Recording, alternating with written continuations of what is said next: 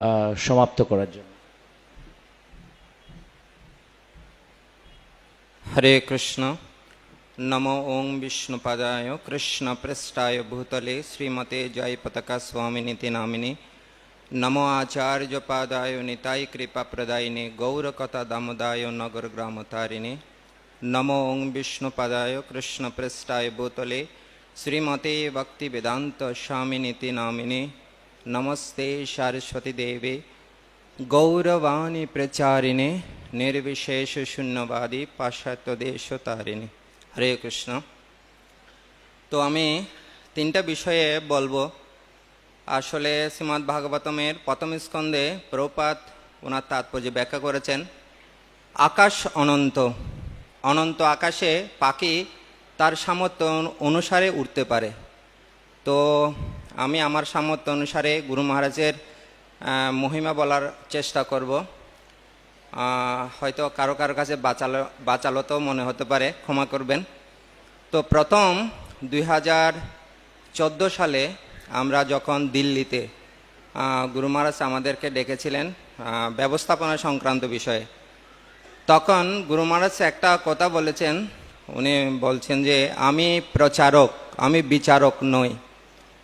তো ব্যক্তিগতভাবে এই কথাটি বুঝতে আমার প্রায় 10 বছর অতিক্রান্ত হয়েছে।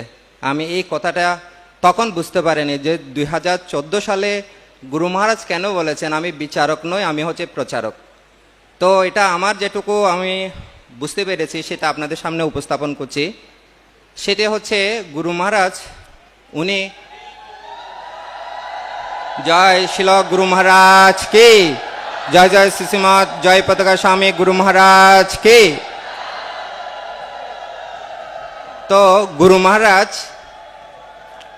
অন্তরঙ্গা শক্তি শ্রীমতী রাধারানীর পক্ষ অবলম্বন করে এই বদ্ধ জীবকে বহিরঙ্গা শক্তি থেকে অন্তরঙ্গা শক্তিতে আনায়নের ব্যস্ত।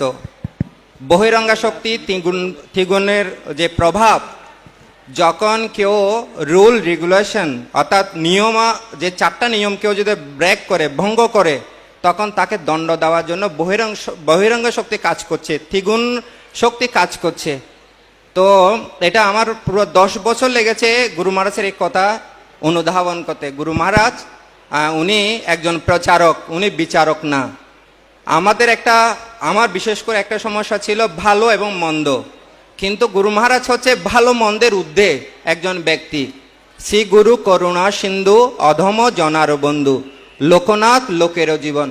তো গুরু মহারাজ হচ্ছে যে সবচেয়ে অধপতিত, তার প্রতি সবচেয়ে বেশি কৃপা পরায়ণ।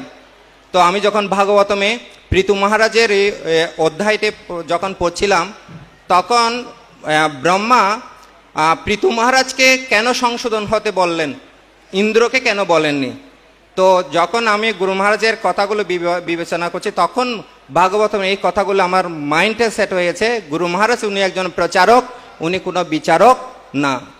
আরেকটা বিষয়, গুরু মহারাজ যে দ্বিতীয় বিষয়টি, এই পর্যন্ত অনেকগুলো মিটিংয়ে, অনেকগুলো ক্লাসে দেখেছি আমি ব্যক্তিগতভাবে গুরু মহারাজের শ্রীমুখ দিয়ে কোনো ভক্তদের সম্পর্কে কোনো নিন্দা মন্দ কখনো আমি শুনিনি।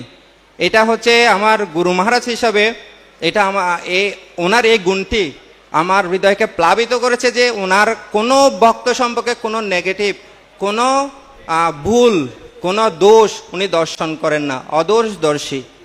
আরেকটা গুণ আমার হৃদয়কে প্লাবিত করেছে, তা হচ্ছে গুরু মহারাজ হচ্ছে মুহূর্তের মধ্যে ওনার মুডটাকে চেঞ্জ করে ফেলতে পারেন। শ্রী শ্রী পুণ্ডরিক ধামে তখন গুরু মহারাজ যখন যেতেন, তখন ঘন্টার পর ঘন্টা মিটিং, রাত্রে মিটিং। তার মিটিংয়ের পর মানে কোনো যখন ভাগবতম ক্লাস থাকতো, তখন গুরু মহারাজকে বলতেন ভক্তরা এসে গুরু মহারাজ এখন ক্লাস দিতে হবে। গুরু মহারাজ মিটিং থেকে গিয়ে যখন ক্লাস দিতেন শ্রী শ্রী পুণ্ডরিক বিদ্যানীদের কাহিনী, তখন মিটিংয়ের সমস্ত কথাগুলো উনি ভুলে যেতেন।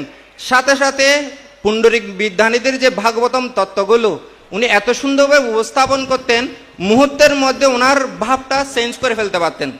তো বিশেষ করে এটা আমার পক্ষে সম্ভব না। গুরু মহারাজের কাছে কৃপা প্রার্থনা করছি যেন অন্তপক্ষে ওনার মতো যেন এই কৃপাটা প্রাপ্ত হয়ে যেন যে অবস্থায় থাকি না কেন, আমরা অন্তপক্ষে যখন মিটিংয়ে থাকে তখন মিটিংয়ের মোড, যখন ভাগবতম ক্লাসে থাকে ভাগবতমের মুড, যখন সিনিয়র বৈষ্ণবদের সাথে সঙ্গ সম্পর্ক আসে, তখন সেই ধরনের মুড যেন আমরা লাভ করতে পারি। তো আমি পরমার্থ গুরু মহারাজের কাছে কৃপা প্রার্থনা করছি, উনি যেভাবে উনি কৃপা ছত্রছায়া দিয়ে আমাদেরকে ধরে রেখেছেন, এই কৃষ্ণ ভাবনার শেষ নিঃশ্বাস পর্যন্ত যেন কৃষ্ণ ভক্ত অনুশীলন করতে পারি, এটাই প্রার্থনা করছি। হরে কৃষ্ণ। গুরু মহারাজ জয়, শিল গুরু মহারাজ কে জয়, শিল প্রভুপাদ কে, সমবেত গৌর ভক্তবৃন্দ কে জয়, নিতাই গৌর সীতানাথ প্রেমানন্দে। হরে কৃষ্ণ। অনেক ধন্যবাদ পণ্ডিত গদাধর প্রভু। সুষমা জয় পতাকা স্বামী গুরু মহারাজ কি। তো এখন আমাদের পরমানন্দ গুরুদেব